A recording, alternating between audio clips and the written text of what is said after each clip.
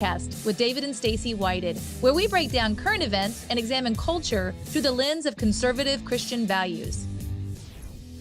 You know, long before we started the Flyover Conservative podcast, Stacy and I were business owners. And I read things like Tim Ferriss's The 4 Hour Work Week before I realized he was Deep State and World Economic Forum guy. I was always like efficient, like how much can I get done? How many things can I have going per hour? Even when I'm around the house, I'm like, okay, if we're cleaning, all right, let's get the... Are you listening to something? Let's get the laundry going, with the washing machine going, we've got things happening, and then while we're doing something else, how many things can we have happening at once? I'll be listening to something. It's like, how can we be as efficient as possible? Well, I found a guy.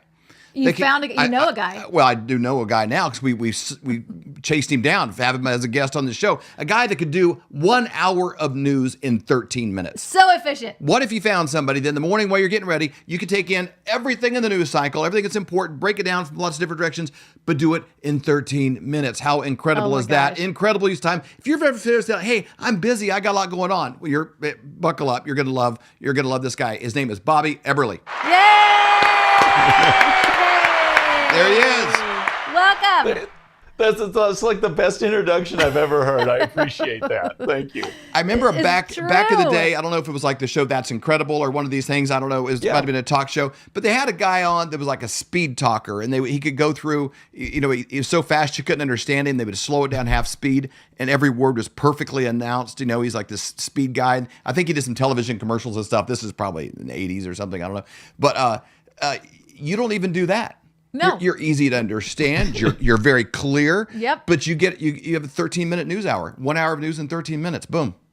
Well, yeah, I appreciate it. I mean, when I thought of the concept, I was looking around at different shows and I've been in politics for 25 years. So I love this stuff. This is what I do. I help train on media and especially that kind of thing.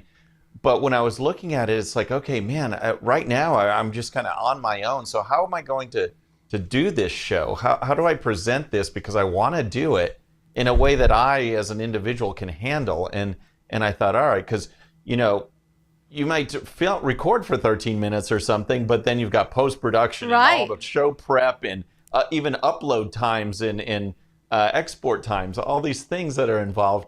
And so I said, well, let's do this. Let's crunch it down to about 15 minutes or so, cover a bunch of topics, and then it turns out that, my lucky number is 13. I turned 13 on a Friday the 13th, and my racing car number was 13 and all the sports. So I thought, well, we'll make it the 13-minute news hour. Come on. And there you go.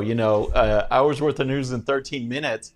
And it's been really, really fun. I just love it and really try to stick to that time limit. I've got a little chart that I do and times out each segment. And so we always make it, and it helps the show to really flow. And, to the audience out there, we were talking earlier that I used to do a Saturday live stream that I want to bring back. And that was long format. That would go 45 minutes with just a couple segments, but then a guest. And we would just talk and talk, because it's nice to have those kind of longer discussions too, but day to day, people want to know what's going on and maybe not have time.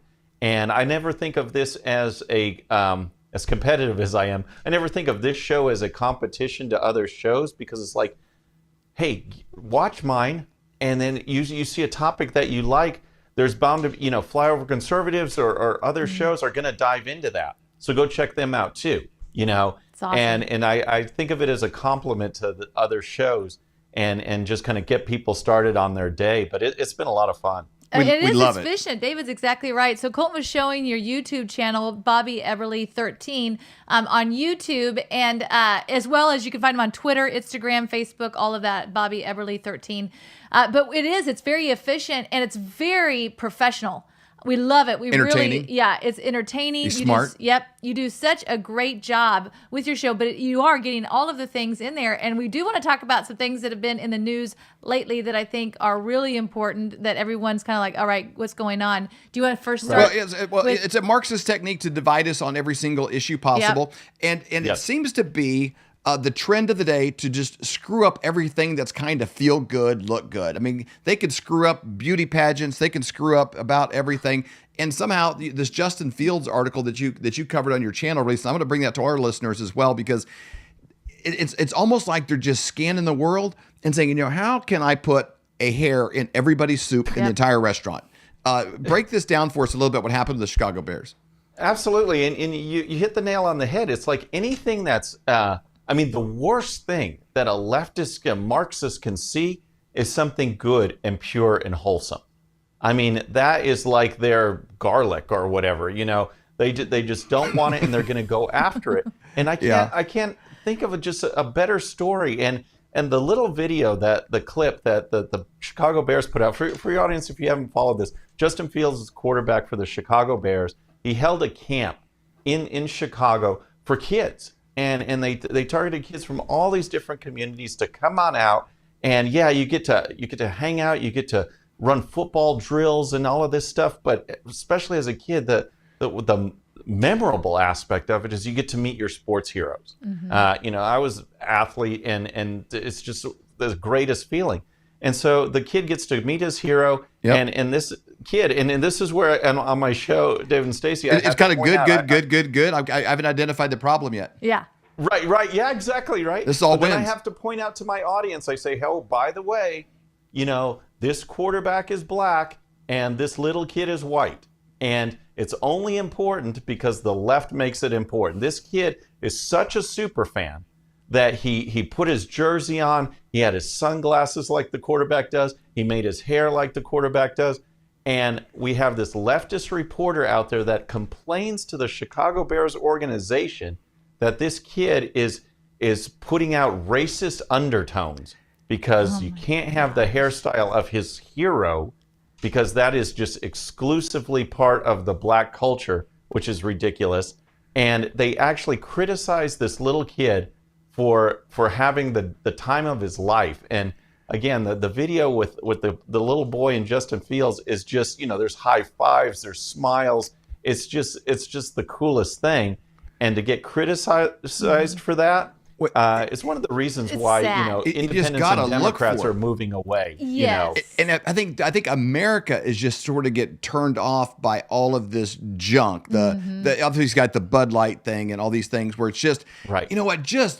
People just want to just have a beer and be left alone. They just want to go to a game. They just want to do things. This kid, if he's such a racist, then why would he be honoring this guy? Why would he be almost teared up about meeting the guy? Yep. Why would he be wearing his jersey? They should be celebrating it like, you know what? If you were to go back to the 40s or the 30s or 50s and you say, hey, wouldn't it be a cool country if regardless of race, a kid could have a role model and want to be like a certain player, and race is not a factor? Wouldn't that be progress? No, because wokeism is It's regressive. Well, it's so in every crazy way. because we live in Kansas City. Patrick Mahomes, obviously a big deal here, quarterback. Right. You go to grade schools, middle schools, high schools, anywhere in this town, you're going to find the Patrick Mahomes haircut. It doesn't matter whether somebody's Caucasian, Hispanic, African American, Chinese. It doesn't matter. I mean, seriously, it is across the board because he's a hero. Right.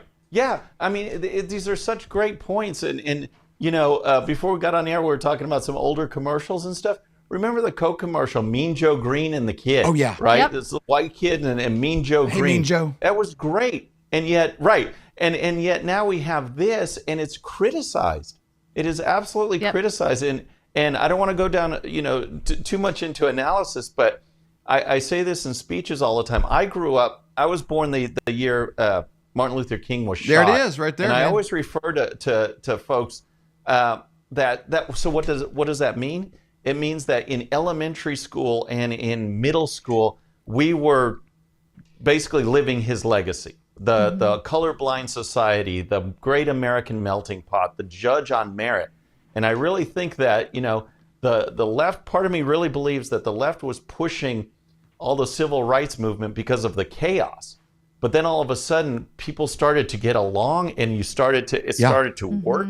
And they said, well, we can't have that because our ultimate goal is the chaos. And now they're just dividing based on race wherever they see it. And this little kid is, and the rest of us too, are the victim. What is it? It's a woke reporter that got mentally brainwashed in one of our like almost toxic universities. And has to, they have this lens, and if you put on orange glasses, everything kind of looks orange. Yep. And so they're just looking around I'm looking for something orange. Everything's orange. You're wearing orange glasses, you jackwagon. So then you're going to see this everywhere because of it. Take these off and you look around. It's like, oh, you know what? People actually get along pretty good, except for these wedges that they have to, LeBron James and these people inject into everything. We both played college athletics, and like, it wasn't a big thing. I was on a football team. It was probably 80% African-American. And there was more differences based on one kid's from Miami and one kid's from Dallas than it was based on the color of their skin. We had those kind You'll always of banter. find a way to bust on someone, right? Yeah, give each other a hard time about stuff, and it was fun, but it Mm-hmm. wasn't the primary thing that led into the relationships, you know. And then that's the thing, that the kids these days, they don't realize that you know, through the 80s and 90s and everything, that people were really getting along and working towards this united America. And I mean, I say it over and over again, Barack Obama single-handedly was the worst president we've ever had as far as race relations. I mean, when you say Trayvon Martin looks like me type of statements, what is he trying to do? He's trying to say that, you know, the white guy or the Hispanic guy is guilty and the black person's innocent, just to drive this wedge. And I don't want to get too far ahead of ourselves, like we've accomplished something. But David, you put on, you know, brought it up earlier about the Bud Light and the success. I really do think we're at this fork in the road where we're starting to see the power of our Christian values movement and getting involved in the political. We're seeing the power of it to where, you know, the left says, oh man, we're going to cancel this guy or we're going to boycott this guy. And it doesn't have much of an effect. But when the right, when conservatives with traditional American values get together, holy smokes, you're talking about billions of dollars of market value that Bud Light lost or Target lost.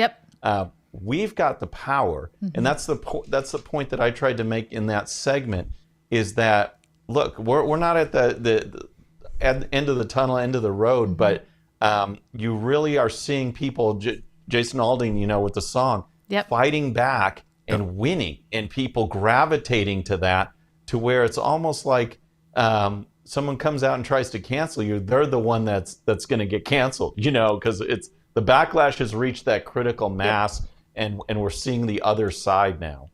Absolutely. And you just can't back down. That's the key. And I think people have kind of learned that. They've seen Dave Chappelle, they've seen Joe Rogan, and they're like, oh, okay, this is how you do this. If you have a good heart, you have good intent, and you don't change it because you didn't do something wrong. And if you do, own it and you still move forward, but you don't become invisible to their craziness. You have the quarterback that apologized for not wanting to put the name of that Drew Brees. Drew Brees, you know, that was a mistake. You know, you shouldn't, don't Big ever, one. don't you ever apologize, bow so they down double down on smashing you. No, I want to jump over to I'd like to jump over to the economy. The blood and then they'll go after it. And comedy, that's a great example, because how many times now, like I'm talking just in the last month or two, have you heard about canceling a comedian? It's like they weathered that storm, and they said, we're going to say what we want to say. Great and people are going to see the Joe Rogans and the Dave Chappelles and everything like that. And because they stood their ground and they didn't stop fighting. Oh, such a great point. Absolutely. I want to do one more thing real quick. I want to pull this up because you hit a lot of stuff on your show when it comes to economics. I don't know what it would be like. Sometimes I picture, like, if I'm in the production meetings for these guys, or you know, like, how do you put together these talking points with a straight face? I think they have to hire writers from Saturday Night Live or somewhere like that understand comedy, because they're like skits, and then do this. But Nancy Pelosi made some rounds this weekend, and we can kind of put this up here. They're packaging Biden as being this economic genius. Let me just read these lines from. I'm not going to play the whole clip. It's like 2 minutes. We can put the link below. Nancy Pelosi gushed over Biden. Here's this quote: "He is a person of such knowledge, such vision of the country, such knowledge of the issues, such strategic thinking, and on top of it all, a person who just really connects with the American people." Oh my God. And she said that without a laugh track and without laughing. You know, for one, I don't know a lot of American people that say, you know, that's a guy I'd like to just go shoot have pool dinner with. Yeah, I'd have him over for dinner. He No, doesn't. It's like, keep your kids away. About the only politician I've really seen do that is President Trump. You know, he was in North Carolina or South Carolina recently, and they showed him, he pulled over at this like hamburger place, And people are all around him, and he's yucking it up and kissing babies and high-fiving and like he's doing the same thing with the Philly cheesesteak sandwiches. Yeah, like I don't know how you're a billionaire that hasn't even driven your own car in probably 50 years, but you still can get out. You connect with the HVAC guy, but he does for some reason. Mm-hmm. So does Eric Trump. We spend a lot of time with Eric at the ReAwaken America events. It's like you forget. Oh yeah, you're probably one of the most successful people running one of the biggest corporations in the world, and you act like everybody else, and you connect. So I don't know how they do that.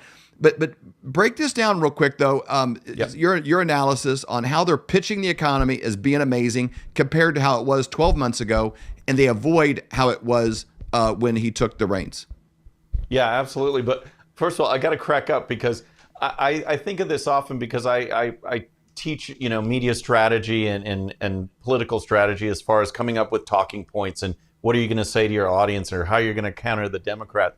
And I just sit in amazement wondering what they do in their meetings. Right. It's like they're prepping for a Sunday show and some staffers saying to Biden or Biden's economic guy, I really think you should say these lines. It's like they're just idiotic. I mean, what can you say? It's just nuts. But this weekend, one of his top economic advisors, Jared Bernstein, comes out and he starts talking about gas prices and tries to compare. It's like, hey, if you're working 8 hours, you can get 5 gallons of gas, but now you can get 8 gallons of gas. And the host came back and said, yeah, but gas was much lower than when Biden first started, when Trump finished up. He's like, well, it depends on where you start. He literally said that it depends what your benchmark is. So we're not going to go back to when they were actually good. We're going to go back to when we were worse than we are now. That is their thing. It's like, vote for us. We're a little better than terrible because they are terrible. And that's and it's not a message that resonates because people are still struggling with food and gas prices and their jobs. I mean, it's the security. The American people do not have the security. And that's why in the polls, it reflects on, the typical direction of the country type of thing. Are you better off now than you were? All of those are way, way negative for Biden. Mm-hmm. And yet they're actually on this push now that Biden economics is the greatest thing ever, but it cannot answer basic questions. And watching them struggle is just the greatest thing. And I wish, of course, there's just very few media outlets that will press them. But yeah, they're really trying to sell us on we're not as bad as we were 6 months ago, and that's their winning strategy. That could be like a country song or something. Yeah, as bad as it once like was. That, Something like that. I'm as bad once as I ever was. Yeah, it's kind of the new parody of it. I'm not as drunk as I was yesterday. So, yeah, exactly. Yeah. Yeah, compare yourself to another standard. Well, people can continue to follow your work at Bobby Eberle 13. It's on YouTube, again, Twitter. Guys, if you're looking for somebody who's going to be able to look at things from multiple angles and kind of get your brain thinking in the right way, it probably help you sound a little smarter than you actually are when you're at the water cooler with your friends talking. This is a great source to be able to have. You want to go there and subscribe, hit the notification because they are going to push this away from you. It's going to make it hard to find, but he's a guy you want to have in your ear because he's thought these things through deeply in private. So when he comes into public, he has incredibly sharp, precise points to make. Bobby, thank you so much for joining us today. We really appreciate your time. Thank you. This was just a blast, and best of luck on your growth too. I hope you hit and reach millions more. Do your feet ache and throb in pain with every step you take every day of your life? Well, kiss those days goodbye with slippers from MyPillow.com. How about that flimsy, flat little excuse for a pillow that's nothing but 8 hours of disappointment, causing you pain in your neck every single night? You can wake up with nothing but butterflies and rainbows around your head with a MyPillow pillow. Those hardwood floors hurting your old bones? No more with a MyPillow dog bed. Are your towels worn thin, flimsy, more patchy than Joe Biden's memory? There's nothing better than absorbent towels from MyPillow.com. For all of these products and more, go to MyPillow.com and use promo code FLYOVER for up to 66% off. Hey, Flyover family, we have a brand new sponsor for the Flyover Conservative show, Heaven's Harvest. So exciting. We've been really excited about this partnership because for about 2 years now, our level of awareness has increased on things that can go wrong in the world. Not just the big major stuff, but ice storms in Texas and things that, you don't plan on. And I guess a level of personal responsibility of like, hey, we have people that we care for that depend on us. And so we've been tiptoeing into it, but it's overwhelming. It's like, what do I do next? And so we've made little steps in that process, but we've been asking everyone we know, everyone we respect in this space, hey, who's a good supplier of things? Who has food that you would actually eat if you had to, that without eating styrofoam that you'd be gagging down if you lost a bet? Like real actual food that if you put it away for storage, that when it came time to do it would be palatable, as well as heirloom seeds. A lot of the seeds nowadays, you plant them, they're not, you can't reproduce with them. They've been genetically modified and really messed up. So we've been asking people we really respect. Somebody we get a lot of advice from personally, we've made a lot of small moves in our life from, is Seth Holthouse with Man in America. And we kind of went off of his lead as well as some others. And so we are super excited about this partnership because they're willing to give a massive discount to the Flyover family. That's exactly right. When you go to heavensharvest.com and you use promo code FLYOVER, you get 10% off. What a great deal. We are so thankful and excited about this partnership. Hello, Flyover family. Join me every Wednesday for the Prophetic Report at 11:11 Central. You can find it on Rumble. You can find it on the Flyover app. We have such an incredible time of hearing from all of these different prophetic voices like Robin Bullock, Julie Green, Barry Wunsch, Amanda Grace, and Hank Kuhneman. Every week, it's either 5 or 6 different prophets that are speaking, and what's interesting is God is speaking through them, and all of these voices come together like puzzle pieces. It is so exciting to hear what the Lord is saying. We're hearing from medical, we're hearing from military intelligence, we're hearing from the financial world, we're hearing from mainstream media, but the most important is, what is God saying? He has not fallen off the throne. He's not nervous. He's not chewing his nails. He is in control. He has plans to prosper us and not to harm us. What a great time to be alive, and I'm so excited for you to join me every Wednesday at 11:11.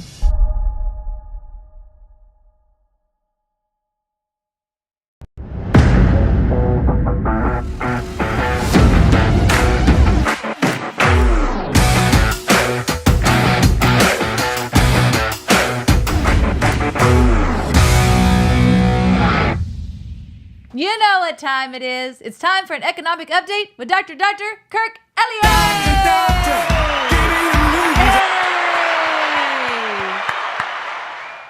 How are you all doing? Good. Great. Welcome back. I love that we can take talking about economics. We can have a double PhD on here and still have a lot of fun. Cool music. We got a little rock intro. People say, and I don't know if you guys watching, like, I don't know if I take you guys seriously. You do that in the beginning. You know what? The world is crazy right now. Yeah. Everybody's all PO'd and their hair's on fire. They're running around and all this kind of stuff. Like, we can choose to have a good time, make wise choices, and have peace. Jesus slept in the middle of a storm that was so bad, his own followers, and these guys didn't just start following him that day. They'd been with him for a minute.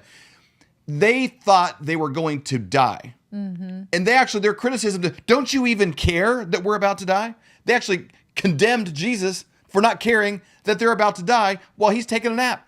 Exactly. Like, they missed the whole point of the lesson. Yep. And I think that is what I love about working with you, because no matter what is going on, and even our private conversations and text, you're like, God's in control. We've got this. If this door closes, we got another option. That's basically all that you're about, is helping people get out of a sinking ship onto something that's sturdy. More solid. Well, I mean, that's why we can laugh and that's why we can smile, because key point in that statement, David, is I don't think that we're going to die. Right. It never even crosses my mind. Now, 99% of the people that call in think that their retirement's over, that their goose is cooked, that they're not gonna outlive their money. Right? It's like what? Don't think like that. No wonder you're so morbid and nobody wants to. Right? Fear does crazy things to people. And it causes them to make bad decisions. It causes them to not act. I mean, it's rough, right? So here's where we can actually smile because we have a solution, right? It's like, now I'm not saying that the world is all fine and dandy. No. That I'm focusing on the solution rather than the pain that we're in. Because I mean, here's where, oh my word, so the stuff that I want to go over today, this is one of those moments where it's like, I wish that we weren't right? I wish that what we talked about wasn't coming to pass, but it is. I mean, the stuff that we talk about, it's not like we're making it up, right? I will read through the Bank of International Settlements statements and memorandums. I will read through United Nations memorandums, Federal Reserve Board notes, right, from the Board of Governors and the FOC minutes. It's like boring reading. It's like, right? But yet you have to know that to know where the world is headed. So you read it and we talk about it. And sure enough, since they are the policymakers, this is the path that they're taking, right? So when we address it and address it early, it gives us time to jump off the tracks, right? Before the freight train mows us over. So this is what we're doing now. One of those things that we talked about a lot lately is this move towards ideology and the cutting you off from your bank accounts, right? This is part of Bank of International Settlements Project Icebreaker. It's part of the foundational part of central bank digital currency and programmable money. Why does it need to be programmable? Well, because they need to reprogram who the owner is, right? If your ideology doesn't match up, every single one of these documents points towards that social credit score, ESGs, digital profile, right? All of that stuff.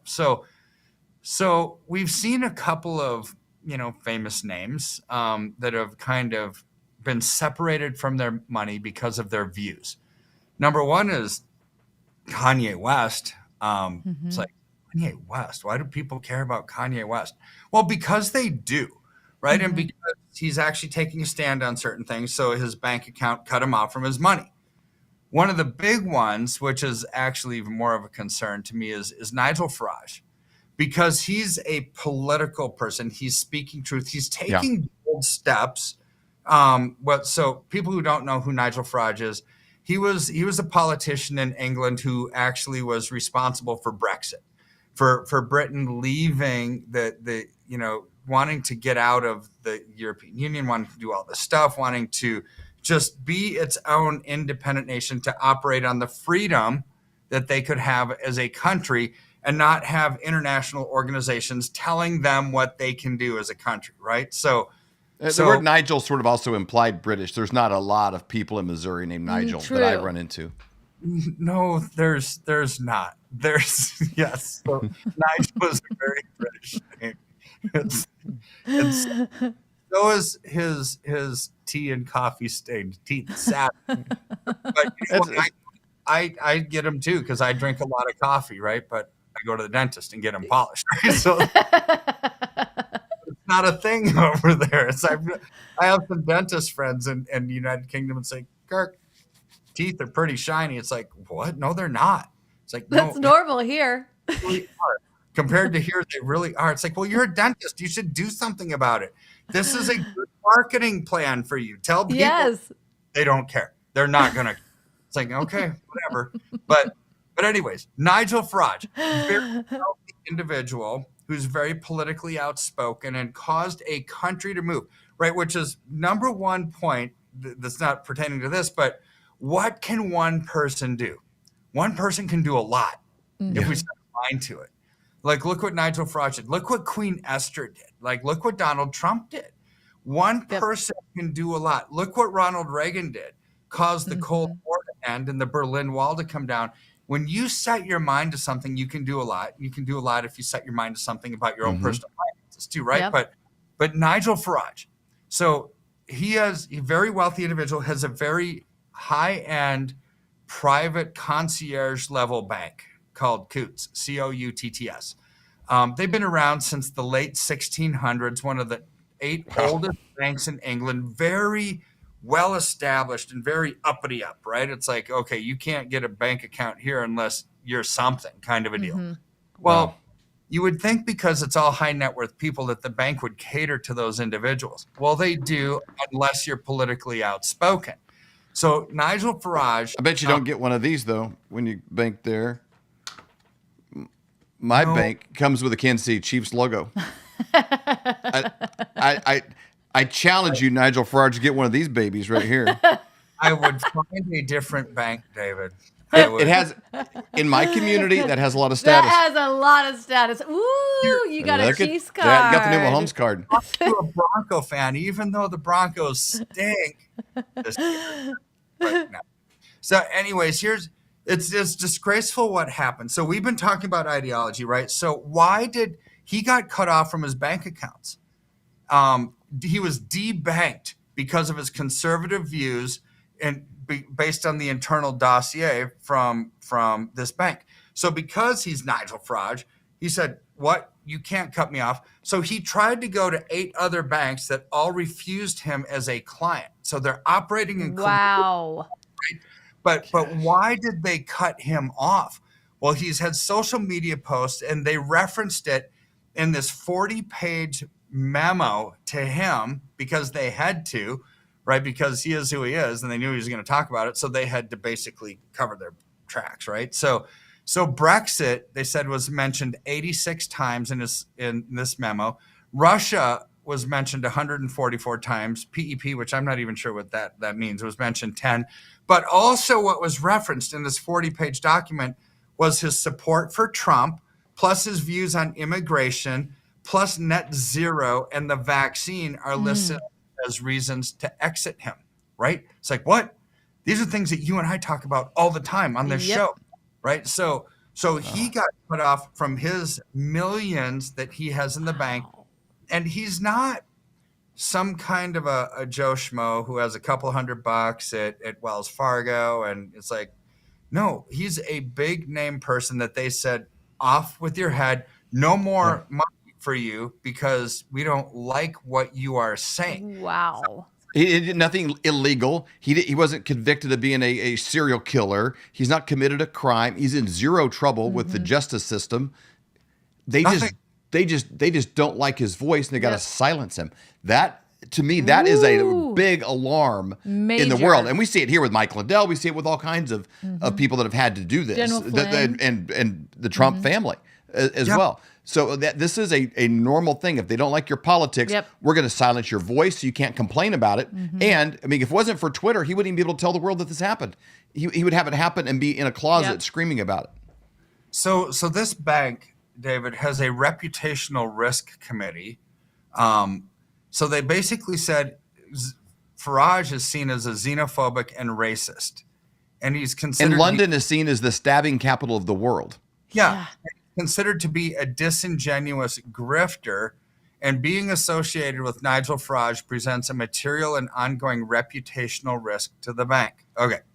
So that to me is scary because I don't agree with everybody. You don't agree with everybody. In fact, sometimes I don't even agree with myself, right? It's like, why did I say that? That was stupid, right? It's like you go to a football game where they lose. It's like, why did I ever go to this game, right? Yeah. It's like, so we can't even agree with ourselves sometimes, let alone some globalist institution. If you say anything that's conservative, well, you wanted you wanted Brexit, you wanted them to leave this Eurozone. It's like, you're a racist. You're a xenophobe. No, I'm in it for freedom. I want my country to make its own decisions rather than some non-governmental institution or some other place to actually make it for me. So what is this? This is totalitarianism. This is communism. This is complete fascism in your bank accounts, where it's like, you are going to be cut off. This is everything that we've been warning people about for the last at least year. And now that it's happening, and now I'm not sounding an alarm. I'm not trying to be an extremist on this statement, but we actually have a time element here, right? Because now that the United Nations has said September 15th of 2024, we're going to have a digital ID that's biometric to you, that's attached to your bank account. That's every person in the world is going to have their digital ID that's tied to their bank account, which attached to the Bank of International Settlements means that ideology approval on your transactions, right? So it happened to Nigel Farage at his globalist old school bank. By September of next year, this is slated to be attached to everybody, not just Nigel Farage, right? So this is where it's going to get unruly, and it's going to, the ideological differences are really going to start to separating those from, okay, you're either going to toe the line, agree with everything that we say, or else we're just simply going to cut you off from your money. This is where this is headed, which is why we're sounding that warning bell of, okay, let's get your assets out of harm's way. Let's get them into something that's private, something that's tangible, something that's real, something that's not tied to some reputational risk committee's view of whether you can access your money or not. And then I don't know what happened to his money, because he can't put it into, he tried 8 other different banks. They said, no, we don't want you. Sorry. It's like, probably because they're all in cahoots with each other, right? It's like, let's make this guy's life really difficult and don't take his account.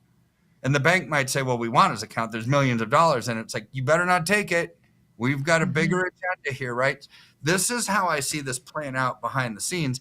And for anybody that loves God, that has views, that has beliefs that are anti-globalist, which are what? What does anti-globalist mean? It just means I want to be in charge of my future. I want to either work hard or not work. I either want the choice to, and put it in religious terms, sin or not sin, because I'm going to have blessings or consequences for those decisions. Sure. The bottom line is I want to be in control of my own life and my own destiny and work hard to actually advance, right? Or if I don't work hard, then I'm not going to advance. The bottom line is freedom, and they're taking all of that away from you when they separate your money, because you can't spend money on what you want to.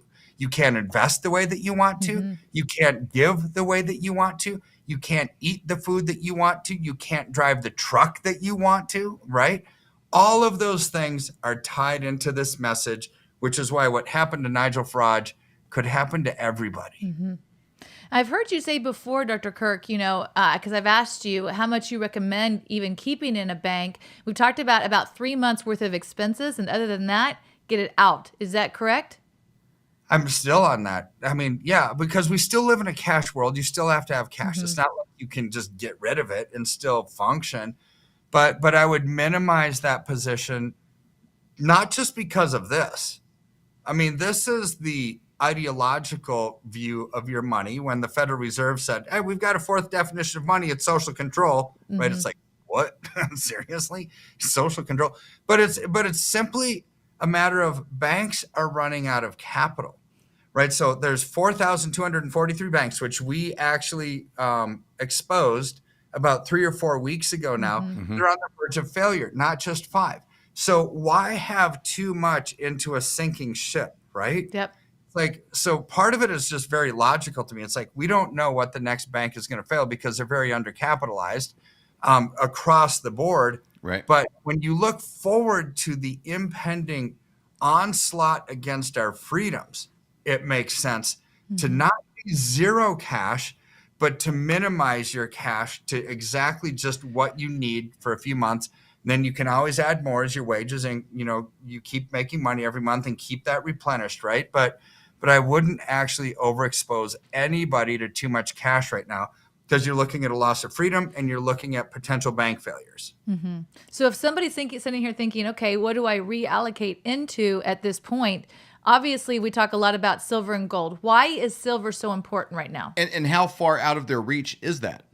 I mean, I know the answer to this because we've liquidated silver and turned it back into cash to do things in the past. But how long of a turnaround is that? Do people need to think like, oh, once I turn it into silver and I'm stuck with that forever?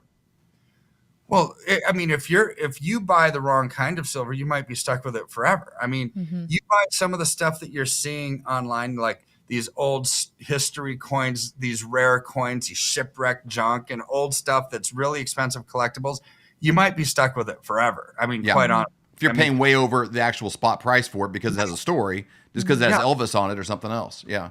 Not all silver is silver. That has to be liquid, right? So when we deal with bullion, 100-ounce bars, 10-ounce bars, 1-ounce rounds, it's liquid in a 45-second phone call. Like you've seen when you've sold before in the past with our firm, 4 to 5 days later, you have the wire in your account. Done. Right? And so people say, well, what if there's no bank? Where are you going to wire it to? It's like, I don't know. There's going to be something down the road, but you're going to have the same pickle if you're in stocks, bonds, and mutual funds and you liquidate that. Sure. Where's it going to go? I don't know. But all I do know is that we've got state legislation right now that's pending to have state chartered banks that are backed by gold getting out of the Fed system. There will be a place for you to take your money, right? But the key is right place at the right time, allocated into strength. When you need to liquidate it because of the model that we use of a global commodity that's used for manufacturing, that's a 45-second phone call, you can have the funds back in your account within 4 to 5 days. Yep. This is great. And so if you're watching this today thinking, okay, this is something I'd be interested in finding out more information about, you could do that. It doesn't cost you any money whatsoever. When you go to flyovergold.com and you scroll down to the bottom, there's a place you can fill out your information. Someone from Dr. Kirk's team will get a hold of you to set up a free consultation. It doesn't cost you any money whatsoever. Or you can call 720-605-3900. And there is I feel like a sense of urgency because you don't know what's going on in the world today. It's a little crazy out there. And so, better now than later, because you just never know what the future holds. So Dr. Kirk, thank you so much for your time. Thank you for everything that you do. Whenever we do these with you, it is sobering information, but I always feel hope in it because there is hope, And there can't be a storm. We're not these hopium people like, hey, just sit back and no, you need to make wise choices. But there's definitely hope. Yes. In it. It's not denying the storm, but the storm isn't the highest reality. We can make choices within it, and there is a better path than just sitting and getting beaten to death by the storm. 100%. Don't operate out of fear. Fear is natural, but it either causes you to sink or swim, right? It's like flight or fight. Well, I would say use that fear to fight. Use that fear to do the right thing, and just don't be scared, because imagine if Queen Esther operated out of the fear that she must have had, because she could have died by going and making the request that she did back in the Old Testament, right? But what did she do? She said, okay, I'm going to take this fear, I'm going to look it in the face, and I'm going to conquer it. And she saved a nation. Absolutely. That's what we need to do. We're not talking about saving a nation. We're talking about saving our finances. It's a singular decision. And I would just say act on that and move into a position of strength and confidence. And that will bring joy and that will bring peace. Yep. That is so Guys, good. go to flyovergold.com. Do it today. You'll be glad you did. If you want that kind of peace he's talking about, like, that's one area of my life, check that box. You can worry about something else, your kids' education and these other things. But like this area, you're good. You're good. Go to flyovergold.com. You'll be glad you did. Thanks again for your time, Dr. Kirk. We really appreciate it. Are you having a hard time sleeping at night, thinking, what am I going to do about my finances? Times are really changing. They're changing fast. Let me give you a quick example of how. In 1920, if you had a $20 bill and 1 ounce of gold, you could go into any men's clothing store and buy an entire suit. You could buy the jacket, the shirt, the belt, shoes, the whole bit.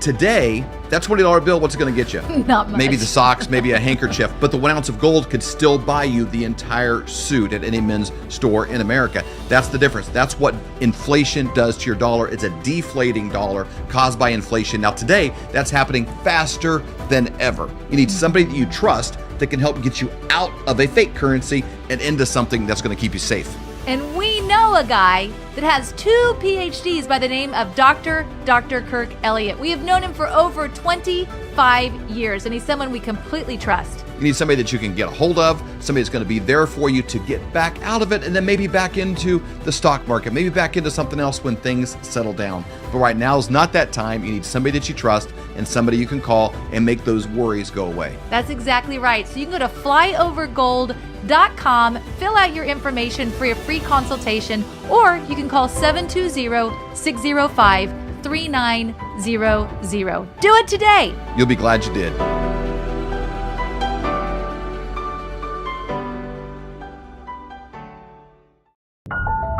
Have you ever wondered about ancient civilizations or the moon landing, chemtrails, the Nephilim, demons?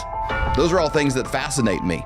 Decided to use our platform of the Flyover Conservative podcast and create a new show called Conspiracy Conversations.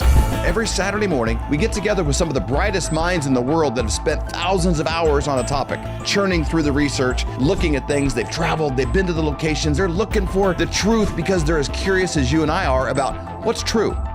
What is really true about our past, where we came from, where we are, and where we're going. We don't bring on guests to iron out their wrinkles and find out the things that we disagree on. No more than I go to the grocery store and try to put everything in the whole store in my cart. I just try to walk out with better ideas than I had when I walked in. If you got something inside you that's like, what about that? I don't even know if I agree, but I would like to hear them out. If you have an open mind and a curious heart, we've got a show for you every Saturday morning at 8 o'clock, conspiracyconversations.com.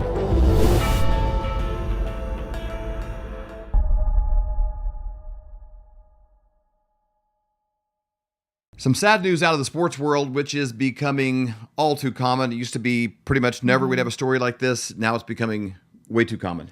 I'm sure by now you all have heard that LeBron James' son, Bronny, has had cardiac arrest, and he was taken to the hospital. He was taken out of ICU. This is a post from the New York Post, or an article from the New York Post. Just really sad, what's going on right now in our country. And, it's been all over Twitter. So obviously it's being, questioned what is going on. So one thing I wanted to point out here is that DC Drano actually put out a tweet. And in that tweet, he was talking about, remember, Pfizer wanted this information hidden from the public for 75 years. And these are articles that came out from Pfizer. If you text the phone number 40509, text the word VAX, 40509, text the word VAX, you can get this. But I also want to take you to the Veritas website.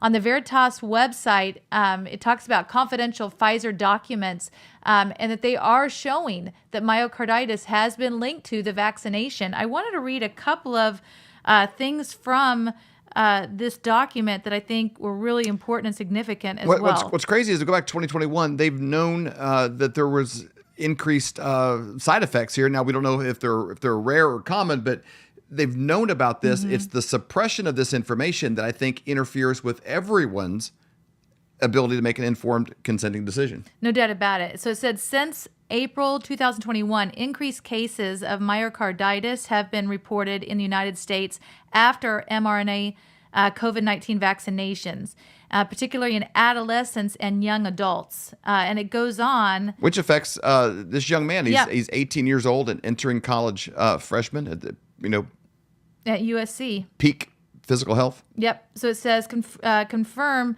as per the label, to a pattern of myocarditis cases occurring in majority of young males below 29 years of age within the first 2 weeks post-vaccination. Reported cases have occurred predominantly in male adolescents and young adults. Onset was typically within several days after mRNA COVID-19 vaccination, and cases have occurred more often after the second dose than the first dose.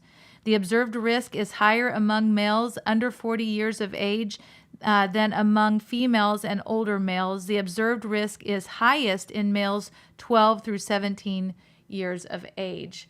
So you see that, you think, man, if you would like that document, you just text the phone number 40509, text the word VAX, and we would be happy to send it to you. There's about 5 topics revolving this conversation that are all separately trending on Twitter at this moment. And so they're kind of, it would be interesting to see where we would be right now if 90% of Twitter staff had not been let go. There was not the staff there to suppress this information, to get in there and filter through and work on behalf of outside parties to control what you see and what's out there. I want to play this video too for you real fast for Rand Paul, because they were still trying to deny it, but man, he was like, nope, I'm not allowing this to happen. Check out this quick clip.